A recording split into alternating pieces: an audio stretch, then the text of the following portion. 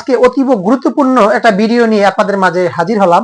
দয়া করে কেউ এড়িয়ে যাবেন না। কেন যাবেন না? কারণ আপনার মুহূর্তের ভুলেই আপনার মোবাইলের পুরো টাকা, মোবাইলের যত বিকাশের টাকা, ব্যাংকের টাকা সব গায়েব হয়ে যেতে পারে আপনার একটু অসাবধানতার কারণে।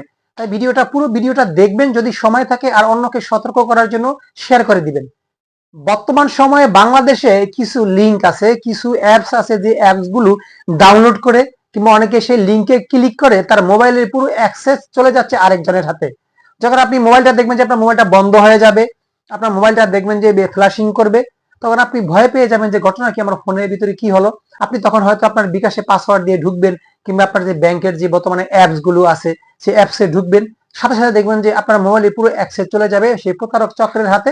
তারা দ্রুত দেখবেন আপনার বিকাশ থেকে আপনার সেই ব্যাংকের অ্যাপসের যে যত টাকা আছে, জমানো টাকা, সব টাকা তারা নিয়ে যাবে, সেই লিমিট পরিমাণ যত টাকা।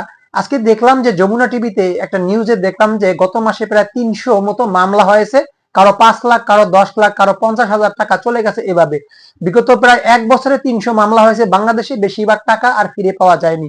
এটা এক ধরনের প্রতারক চক্র, তারা ভয়ানক চক্র।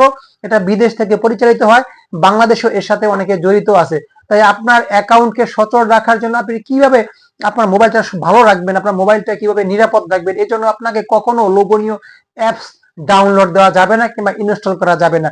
বিশেষ করে আপনার এই যে প্লে স্টোরের বাইরে থেকে কোনো অ্যাপস আপনার নেওয়া যাবে না, কিংবা লোভনীয় অনেক অ্যাপস থাকে যে এই অ্যাপসটা আপনি ডাউনলোড করে সব টিভি চ্যানেল ফ্রি দেখতে পারবেন, কিংবা আপনি অ্যাপসটা ডাউনলোড করে 200 টাকা বোনাস পাবেন, কিংবা গেম খেলতে পারবেন ফ্রি ফ্রি, এরকম অনেক লোভনীয় বার্তা আপনাকে দিবে।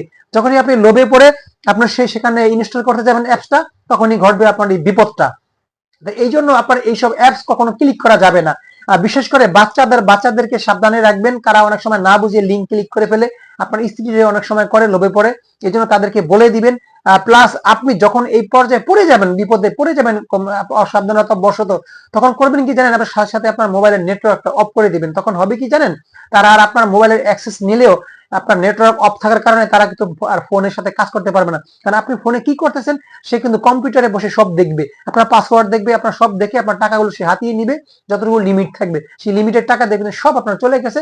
তখন আপনি মামলা করলেও আর কোনো কাজ হবে না। কারণ এইভাবে মামলা হয়েছিল, ব্যাংকে গিয়ে যে ব্যাংকে টাকা ট্রান্সফার হয় সেখানে গিয়ে দেখা যায় এই অ্যাকাউন্টের কোনো ভিত্তি নেই, কিংবা অ্যাকাউন্টে টাকাই নাই, যারা ছিল তারা সব টাকা নিয়ে গেছে। তখন আপনার কিছুই করার থাকে না। গত মাসে 300 মামলা হয়েছে, কোনো টাকাই পুলিশ তুলতে পারেনি। কেন পারেনি? কারণ এটা বিদেশ থেকে পরিচালিত হচ্ছে, এই টাকাগুলো বিদেশ চলে যাচ্ছে অনেকের। তাই সবাই সাবধানে থাকবেন। আপনার কখনোই, আপনি যদি এরকম সমস্যায় পড়েন, আপনার সাথে মোবাইল নেটওয়ার্ক অফ করে দিবেন।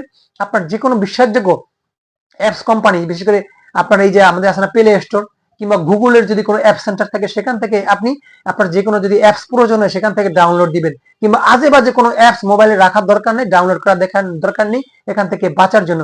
তাই এই জিনিসটা অনেকে হয়তো জানেন না। দর্শক, যখন বিপদে পড়বেন আপনি হয়তো কানলেও আপনার আর এই দুঃখ ঘুচবে না। কারণ কারো 2 লাখ, 3 লাখ, 5 লাখ, 10 লাখ টাকা কিন্তু অ্যাকাউন্ট থেকে চলে যাচ্ছে, ব্যাংকের মাধ্যমে ট্রান্সফার হয়, যা ভয়াবহ একটা অবস্থা। তাই দয়া করে ভিডিওটা শেয়ার করুন যাতে অন্যরা প্রতারিত না হয়। আমি আমার বন্ধুদেরকে ভালো রাখার জন্য আজকে ভিডিওটা করলাম। আজকে আমাকে মগবাজার থেকে একবার ফোন দিয়েছে, তার বিকাশে 20,000 টাকা এভাবে এক প্রতারক নিয়ে গেছে।